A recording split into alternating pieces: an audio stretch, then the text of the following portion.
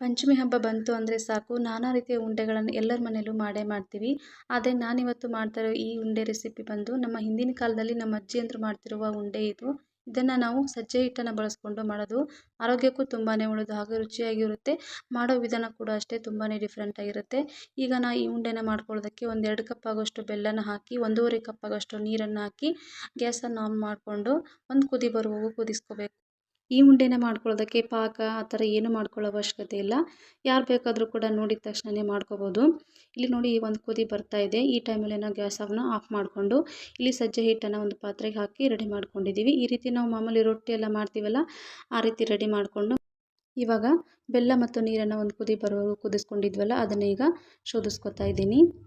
ಈ ರೀತಿ ಶೋಧಿಸ್ಕೊಂಡಾದಮೇಲೆ ನಾವು ಒಂದು ಸ್ಪೂನ್ ಅಥವಾ ಏನಾದರೂ ತೊಗೊಂಡು, ಯಾಕಂದರೆ ಬಿಸಿ ಇರುತ್ತೆ ಕೈಯಿಂದ ಮುಟ್ಟೋಕ್ಕಾಗೋದಿಲ್ಲ, ಯಾವುದಾದ್ರೂ ಒಂದು ಸ್ಪೂನ್ನ ತೊಗೊಂಡು ಈ ರೀತಿ ಚೆನ್ನಾಗಿ ಮಿಕ್ಸ್ ಮಾಡ್ಕೋಬೇಕು. ಎಲ್ಲಿವರೆಗೂ ಮಾಡ್ಕೋಬೇಕಂದ್ರೆ ಈ ನೀರು ಎಷ್ಟು ಹಿಟ್ಟು ಹಿಡಿಯುತ್ತೋ ಅಲ್ಲಿವರೆಗೂ ಚೆನ್ನಾಗಿ ಮಿಕ್ಸ್ ಮಾಡ್ಕೋಬೇಕು. ನಿಧಾನವಾಗಿ ಒಂದು ಕೂಡ ಗಂಟಿಲ್ಲದೆ ಹಾಗೆ ಚೆನ್ನಾಗಿ ಮಿಕ್ಸ್ ಮಾಡ್ಕೋಬೇಕು. ನಿಮ್ಮ ಮನೇಲಿ ಯಾರಾದರೂ ಅಜ್ಜಿ ಅಂತಿದ್ರೆ ಅವ್ರಿಗೆ ಕೇಳಿ ನೋಡಿ, ಗೊತ್ತಿರುತ್ತೆ. ಈ ಸಜ್ಜೆ ಹಿಟ್ಟನ್ನು ಬಳಸ್ಕೊಂಡು ಅವ್ರ ಕಾಲದಲ್ಲೆಲ್ಲ ಮಾಡಿರ್ತಾರೆ. ಕೇಳೋದಷ್ಟೇ ಅಲ್ಲದ ಮಾಡೋದು ಕೂಡ ತುಂಬಾ ಚೆನ್ನಾಗಿರುತ್ತೆ. ಹಾಗೆ ಇಂಟ್ರೆಸ್ಟ್ ಇರುತ್ತೆ ಹೆಂಗಿರುತ್ತೆ ಏನು ಅಂತ. ಹಾಗಾಗಿನೇ ನಾನು ನಮ್ಮ ಅತ್ತೆ ಬಂದಿದ್ದರು ಅಂತ ಈ ರೆಸಿಪಿನ ಅವ್ರ ಬಾಯಿಂದನೇ ಕೇಳಿ ಅವ್ರ ಕೈಯಿಂದನೇ ಮಾಡಿ ನಿಮ್ಮ ಜೊತೆ ಶೇರ್ ಮಾಡ್ಕೊತಾ ಇದ್ದೀನಿ. ಖಂಡಿತ ಇಷ್ಟ ಆದರೆ ಒಂದು ಲೈಕ್ ಮಾಡಿ. ಹಾಗೆ ಫಸ್ಟ್ ಟೈಮ್ ನಮ್ಮ ಚಾನಲ್ನ ಯಾರಾದರೂ ನೋಡ್ತಾ ಇದ್ದರೆ ಪ್ಲೀಸ್ ಸಬ್ಸ್ಕ್ರೈಬ್ ಮಾಡ್ಕೊಂಡು ನೋಡಿ, ಸಪೋರ್ಟ್ ಮಾಡಿ.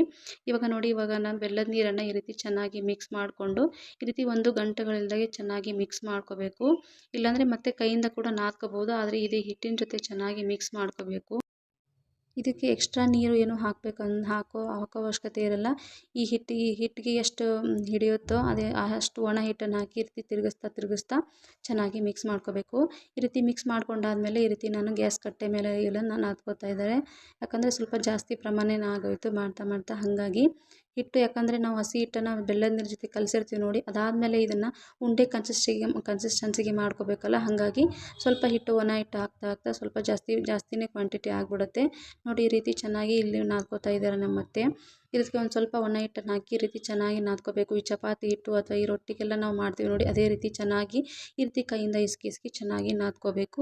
ಇಲ್ಲಿ ಒಂದು ಕಡೆ ಗ್ಯಾಸ್ ಮೇಲೆ ನಾವು ಒಂದು ಪಾತ್ರೆನ ಇಟ್ಟು ಅದಕ್ಕೆ ಒಂದು ಸ್ವಲ್ಪ ನೀರು ಹಾಕಿಟ್ಟು ಕಬ್ಬಿನ ರವದಿ ಅಂತ ಹೇಳ್ತೀವಿ. ಈ ಥರ ಇರಲಿಲ್ಲ ಅಂದರೆ ಊಟದ ಎಲೆ ಅಂತ ಸಿಗುತ್ತೆ ನೋಡಿ, ಆ ಥರ ಎಲೆನೂ ಕೂಡ ನಾವು ಹಾಕ್ಬೋದು. ಇದಕ್ಕೆ ಒಂದು ಸ್ವಲ್ಪ ನೀರನ್ನು ಹಾಕಿ ಕುದಿಯೋದಕ್ಕೆ ಇಟ್ಟಿದ್ದಾರೆ. ಈ ರೀತಿ ಒಂದು ರೀತಿ ಕುದಿ ಬರಬೇಕಿದು. ಅಲ್ಲಿವರೆಗೂ ಇದನ್ನು ಒಂದು ಮುಚ್ಚಳನ ಮುಚ್ಚಿ ಚೆನ್ನಾಗಿ ಕುದಿಸ್ಕೋಬೇಕು. ಇಲ್ಲಿ ಒಂದು ಕಡೆ ಹಿಟ್ಟನ್ನೇ ನಾದ್ಕೊಂಡಿರ್ತೀವಲ್ಲ ಅದನ್ನು ಈ ರೀತಿ ಮೊದಲೇ ನಾವು ಈ ರೀತಿ ಉಂಡೆನ ಮಾಡಿ ಇಟ್ಕೋಬೇಕು. ಹಿಟ್ಟು ನೋಡಿ ಈ ರೀತಿ ಕಲಿಸ್ಕೊಂಡ್ರೆ ಸಾಕಾಗುತ್ತೆ. ಉಂಡೆ ಹದಕ್ಕೆ ಬಂದರೆ ಹಿಟ್ಟು ಕರೆಕ್ಟ್ ಇದೆ ಅಂತ. ಜಾಸ್ತಿ ತೆಳುವಾಗಿ ಬರುತ್ತೆ, ಉಂಡೆ ಶೇಪ್ ಎಲ್ಲ ಬರೋದಿಲ್ಲ. ಹಾಗೆ ಈ ರೀತಿ ಹವೆಯಲ್ಲೇ ಬೇಯಿಸೋದ್ರಿಂದ ಅದು ಚೆನ್ನಾಗಿ ಬೇಯೋದಿಲ್ಲ. ಈ ರೀತಿ ಸ್ವಲ್ಪ ಮೆದುವಾಗಿಯೇ ಕಲಿಸ್ಕೋಬೇಕು. ಈ ರೀತಿ ಉಂಡೆನ ಇಟ್ಕೊಂಡು ಅದಾದಮೇಲೆ ನಾವು ಏನಲ್ಲೇ ನೀರನ್ನು ಕುದಿಯೋಕೆ ಇಟ್ಟಿರ್ತೀವಲ್ಲ ರವದಿ ಹಾಕಿ ಅದ್ರ ಮೇಲ್ಗಡೆ ಎಲ್ಲ ಇಟ್ಟು ಬೇಯಿಸ್ಕೊಳ್ಳೋದು. ಆ್ಯಂಡ್ ಈ ಉಂಡೆ ಕೂಡ ಶುಗರ್ ಪೇಷಂಟ್ ಯಾರಾದರೂ ಇರ್ತಾರೆ ನೋಡಿ ಮನೇಲಿ, ಅವರ ಆರೋಗ್ಯಕ್ಕೂ ತುಂಬ ಒಳ್ಳೆಯದಿದು. ಯಾಕಂದರೆ ಬೆಲ್ಲನ ಯೂಸ್ ಮಾಡಿರ್ತೀವಿ, ಅದರ ಸಜ್ಜೆಯನ್ನು ಹಾಕಿ ಯೂಸ್ ಮಾಡಿರ್ತೀವಲ್ಲ, ಸಜ್ಜೆ ಕೂಡ ಅಷ್ಟೇ ಆರೋಗ್ಯಕ್ಕೆ ತುಂಬಾ ಒಳ್ಳೆಯದು. ಇವಾಗ ಮಾಡಿಟ್ಕೊಂಡಿರೋಂಥ ಉಂಡೆನೆಲ್ಲ ನಮ್ಮ ಅತ್ತೆ ಇವಾಗ ಹಾಕ್ತಾ ಇದ್ದಾರೆ ನೋಡಿ. ಈ ರೀತಿ ಒಂದು ಕುದಿ ಬರ್ತಿರಬೇಕು ಕೆಳಗಡೆ ನೀರು, ಈ ಮೇಲ್ಗಡೆನೂ ನಾವು ರವದಿಯನ್ನು ಹಾಕಿರ್ತೀವಲ್ಲ ಅದ್ರ ಮೇಲೆ ಈ ಥರ ಉಂಡೆನ ಹಾಕಿ ಸ್ಪ್ರೆಡ್ ಮಾಡ್ಕೋಬೇಕು. ಜಾಸ್ತಿ ಇದ್ದರೆ ಒಂದೇ ಸಾರಿ ಹಾಕಬಾರ್ದು, 2 ಬ್ಯಾಚ್ ಮಾಡಿ ಹಾಕೋಬೇಕು. ಯಾಕಂದರೆ ಅದು ಹಸಿ ಹಿಟ್ಟಾಗಿರೋದ್ರಿಂದ ಒಂದು ಸ್ವಲ್ಪ ಕುದಿಬೇಕು ಚೆನ್ನಾಗಿ, ಇಲ್ಲಾಂದರೆ ಒಳಗಡೆ ಹಸಿ ಹಿಟ್ಟು ಹಾಗೆ ಉಳ್ಕೊಂಡ್ಬಿಡುತ್ತೆ. ಹಿಂದಿನ ಕಾಲದಲ್ಲಿ ಇದೇ ರೀತಿ ಹಬ್ಬ ಏನಾದರೂ ಬಂದರೆ ಈ ರೀತಿ ಸಜ್ಜೆ ಹಿಟ್ಟು ಅಥವಾ ರಾಗಿ ಹಿಟ್ಟನ್ನು ಬಳಸ್ಕೊಂಡು ಈ ರೀತಿ ಉಂಡೆನ ಮಾಡ್ತಿದ್ರಂತೆ. ಹಾಗಾಗಿಯೇ ಅವರು ಅಷ್ಟು ಗಟ್ಟಿಯಾಗಿರ್ತಿದ್ರು ಅಂತ ಅನಿಸುತ್ತೆ. ಇವಾಗ ನಾವು ಫಾಸ್ಟ್ ಫುಡ್ ಅಂದ್ಕೊಂಡು ಎಲ್ಲನೂ ಈಸಿಯಾಗಿ ಅಥವಾ ಬೇಗ ಮಾಡ್ಕೊಳ್ಳೋದನ್ನು ಅಥವಾ ಡಿಫ್ರೆಂಟಾಗಿ ರುಚಿಯಾಗಿ ಸಕ್ಕರೆನ ಬಳಸ್ಕೊಂಡೆಲ್ಲ ಮಾಡ್ತೀವಿ. ಆದರೆ ಈಗಿನ ಕಾಲದಲ್ಲಿ ಈ ರೀತಿನ ಮಾಡ್ಕೋಬೋದು. ಇವಾಗ ನೋಡಿ ಬಂದಮೇಲೆ ತೋರಿಸ್ತಾ ಇದ್ದೀವಿ. ಈ ರೀತಿ ಕುದಿಯುತ್ತಿರುವಾಗಲೇ ಒಂದು 5ರಿಂದ 10 ನಿಮಿಷ ಕುದಿಸ್ಕೊಂಡಾದ್ಮೇಲೆ ಕೈನ ಮುಟ್ಟಿ ನೋಡಬೇಕು. ಅದೇನಾದರೂ ಅಂಟು ಬರಲಿಲ್ಲ ಅಂದರೆ ಸರಿಯಾಗಿ ಕುದ್ದಿದೆ ಅಂತ ಅರ್ಥ. ಕೈಗೆ ಒಂದು ಸ್ವಲ್ಪ ನೀರನ್ನು ಚಿಮ್ಕಿಸ್ಕೊಂಡು ಈ ರೀತಿ ಉಂಡೆನ ತಗೊಂಬಿಡೋದು. ಇಷ್ಟೇ ಈ ಉಂಡೆನ ಮಾಡೋದು. ಇದಕ್ಕೆ ನೀವು ಈ ಉಂಡೆಗೆ ನಿಮ್ಮ ಮನೇಲಿ ಏನಂತ ಕರಿತಿದ್ರು ಅವಾಗಿನ ಕಾಲದಲ್ಲಿ ಅಂತ ಕಮೆಂಟ್ ಮಾಡಿ ತಿಳಿಸಿ. ಮತ್ತೆ ಇನ್ನೊಂದು ಬ್ಯಾಚನ್ನು ಈ ರೀತಿ ಮಾಡಿ ಬೇಯಿಸ್ಕೊಳ್ತಾ ಇರಿದ್ದೀವಿ.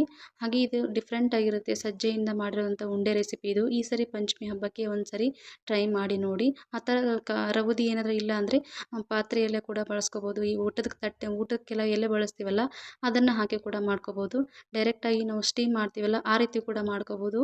ಆರೋಗ್ಯವಾಗಿರುವ ಈ ಸಜ್ಜೆ ಉಂಡೆ ರೆಸಿಪಿ ನಿಮಗೆ ಇಷ್ಟ ಆದರೆ ದಯವಿಟ್ಟು ಒಂದು ಲೈಕ್ ಮಾಡಿ, ಹಾಗೆ ಶೇರ್ ಮಾಡಿ. Thank you for watching.